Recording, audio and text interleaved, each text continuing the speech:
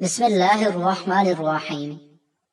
ناظرین، جو عورتیں اپنے بال کالے اور گھنے رکھنا چاہتی ہیں وہ نہانے کے بعد ناریل کا تیل بالوں میں لگا لیا کریں۔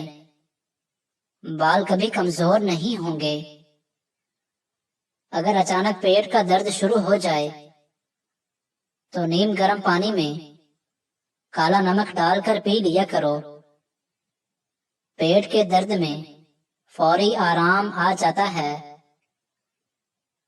روزانہ صبح کے وقت نہانے سے انسان کی جوانی تا دیر قائم رہتی ہے۔ بلڈ پریشر کے مریض کو آلو بخارا کھلا دیا کرو، بلڈ پریشر نارمل ہو جائے گا۔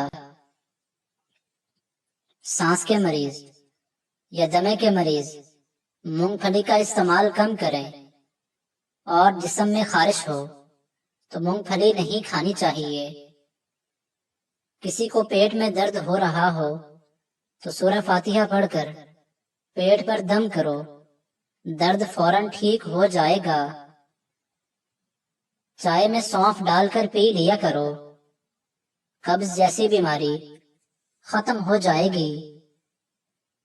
نمک کا زیادہ استعمال کرنے سے پٹھوں کی کمزوری ہو جاتی ہے اور پٹھوں میں درد بیٹھ جاتا ہے۔